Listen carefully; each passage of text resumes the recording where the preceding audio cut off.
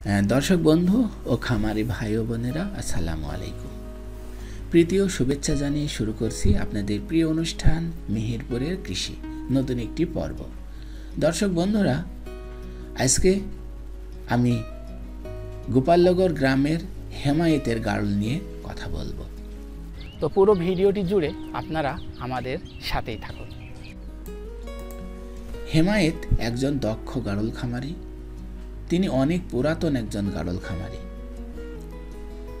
তার খামারে সব অরিজিনাল গাড়ল রয়েছে। তিনি ক্রস জাতের গাড়ল, দেশি জাতের গাড়ল পালন করতে আগ্রহী নন। তিনি বলেন এই সব গাড়ল পালন করে কোনো লাভ নেই। গাড়ল পালন করতে হলে অরিজিনাল জাতের গাড়ল পালন করতে হবে। আপনারা যে গাড়লগুলো দেখছেন এই গাড়লগুলি হলো হেমায়েতের। হেমায়েত অনেক দিন থেকে গাড়ল পালন করে আসছেন। তিনি তার খামারে বাচ্চা, ধাড়ি, মেড়া সব ধরনের গাড়লগুলো বিক্রয় করে থাকেন। হেমায়েত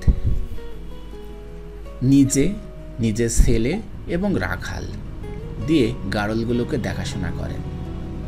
তো এই গাড়লগুলো দেখুন কত মোটা তাজা, সবই অরিজিনাল।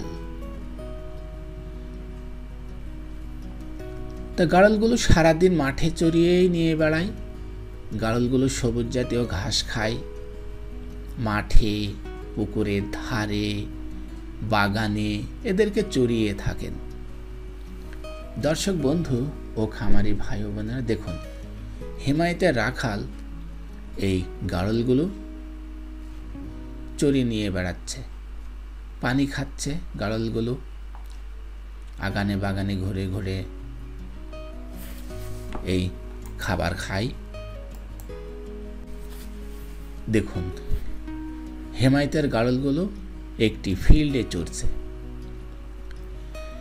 ফিল্ডে সবুজ জাতীয় ঘাস খাচ্ছে গাড়ল। তাহলে চলুন এখন গাড়লের খাদ্য নিয়ে কিছু কথা বলি। গাড়ল চারণভূমিতে চড়ে চড়ে খেতে পছন্দ করে। আপনার গাড়লগুলোকে যদি ভালো রাখতে চান, সুন্দর রাখতে চান, তাহলে গাড়লগুলোকে চারণভূমিতে চড়িয়ে নিয়ে বেড়ান, এদেরকে সবুজ জাতীয় ঘাস খাওয়ান। আর বাড়তি খাবার দিলে খুব ভালো হয়।